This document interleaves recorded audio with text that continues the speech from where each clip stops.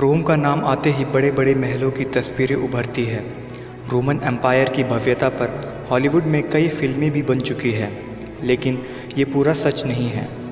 हजारों साल पहले के रोम में लाइफ ऐसी थी कि आपको जानकर भी यकीन नहीं आएगा। वहाँ के लोग रोज़ाना की लाइफ में ऐसे काम करते थे जिसके बारे में आप कल्पना भी नहीं करना चाहोगे, जैसे यूरिन का माउथ वॉश की तरह इस्तेमाल। जी हाँ, पुराने रोम में यूरिन को बड़े काम की चीज़ समझा जाता था। यहाँ तक कि यूरिन कलेक्ट करके उसका बिजनेस किया जाता था और इस बिजनेस पर टैक्स भी लगता था।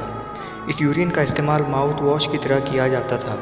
उनका मानना था कि यूरिन से दांत मोतियों की तरह चमकने लगते हैं। इसके अलावा यूरिन से कपड़े भी धोए जाते थे। रोमन का एक राजा था नीरो, जो अजीब तरह के खेल खेलता था जिनमें लोगों की जान तक चली जाती थी।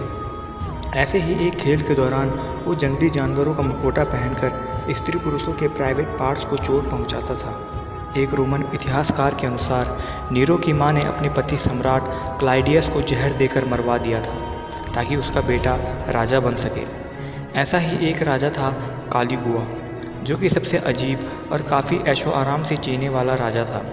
इसके पास एक घोड़ा था जिससे उसे इतना प्यार था कि वो उसे हीरे जवाहरात पहना कर रखता था, और यहाँ तक कि उसने उसके रहने के लिए संगमरमर का एक महल भी बनवा रखा था। प्राचीन रोम में एक दावत के दौरान अमीर लोग घुंघराले बच्चों के सिर को हाथ पोंछने के लिए इस्तेमाल करते थे।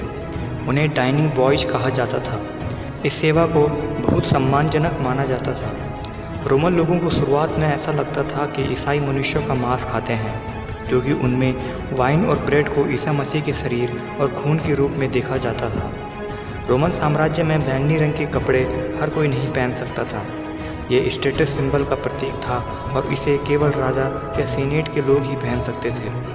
अगर कोई दूसरा व्यक्ति बैंगनी रंग के कपड़े पहने दिखाई देता था तो उसे कड़ी सज़ा सुनाई जाती थी। रोम में 140 सार्वजनिक शौचालय थे और सभी लोग वहां बैठकर बातें किया करते थे।